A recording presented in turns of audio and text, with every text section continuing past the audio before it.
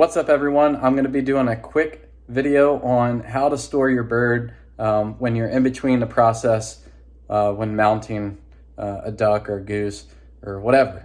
I'm pretty sure this will work for fur stuff. I'm not sure. I've never worked with fur stuff before, but this is how I do it. So stay tuned. All right, so once you got your bird skinned and fleshed and you get done with the washing, which if you want me to do a video on that, leave it in the comments and I'll go ahead and I'll do a video on the washing. But now I like to do it in a step process, so this is my last step before I get to the next step on the actual bird.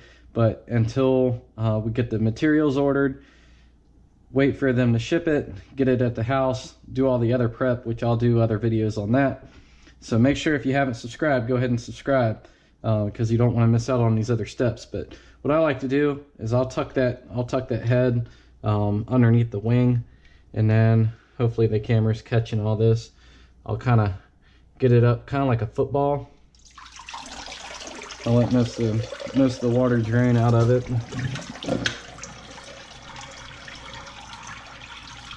Which it really doesn't matter, because what we're going to do is we're going to put this bird in a Ziploc baggie. And this is a gallon-sized bag.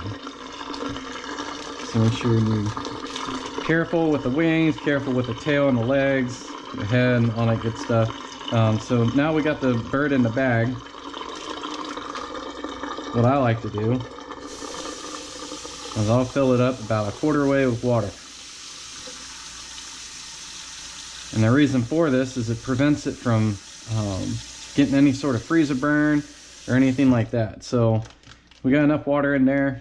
What we'll do is we'll zip it about, leave it open about an inch.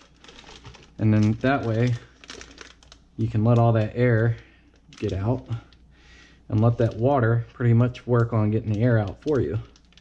And once the water gets all the way up to the lip to where it's about to come out, I'll let a little bit spill out and I go ahead and finish zipping it up. And then what I do is I use a baking sheet and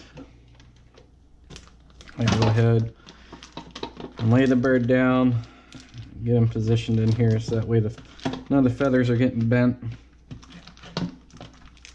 Got that wing feather right there.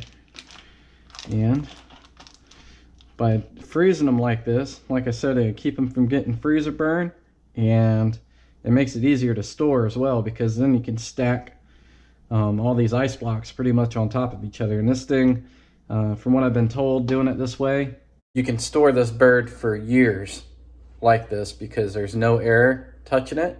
It's frozen in water. And I mean, hopefully you're not storing it for years this way if you're a taxidermist, because obviously you want to get your product back to your customer. But it's a good way to keep the bird from getting freezer burn until you get all the materials in to go ahead and start the hanging process. But hopefully you enjoyed the video. If you did, make sure you give that thumbs up, leave a comment, and don't forget to subscribe. I've been Chris, this has been Duckalope Outdoors, and y'all stay safe out there.